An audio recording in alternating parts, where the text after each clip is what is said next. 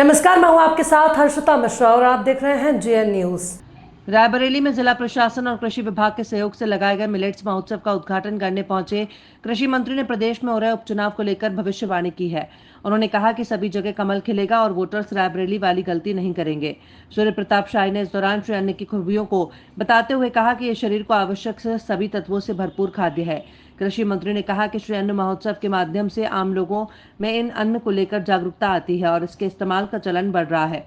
महोत्सव में अयोध्या से आए सांस्कृतिक दल की मुखिया प्रतिमा यादव ने श्री अन्न को सुरों में ढाला है। आम लोगों के लिए कितना लाभकारी होता है? देखिए, आम लोगों को परिचय कराए जाने के लिए ही श्री अन्न महोत्सव का आयोजन सभी जनपदों के भीतर और विकास खंडों तक किया जा रहा है।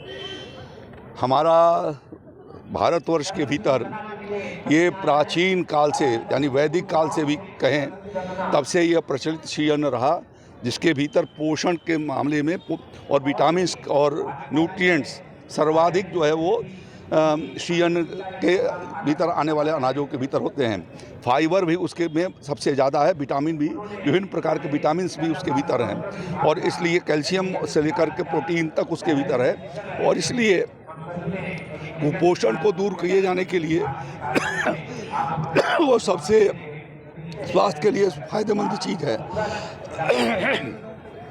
इसलिए उसको उपयोग में लोग लाएं और उसको रिवाइवल प्रोग्राम के भीतर हम लोगों ने पूरे उत्तर प्रदेश में श्री अन्न पुनरुद्धार योजना के माध्यम से हमने पूरे प्रदेश के कार्यक्रम चलाए हैं जो 2027 तक चलते रहेंगे और इसलिए उसके बजट की व्यवस्था भी किया है।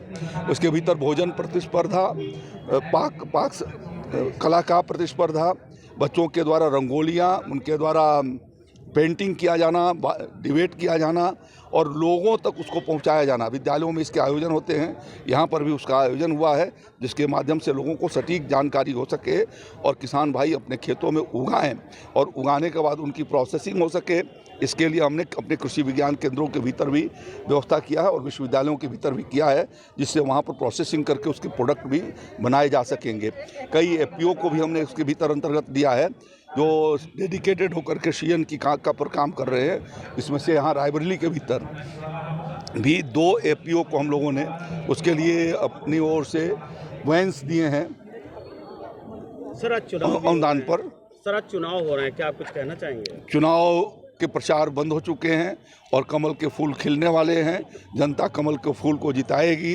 रायबरेली ने जो गलती किया है उसको दोहराएगी नहीं, वो सीधे कमल के फूल की ओर जाएगी।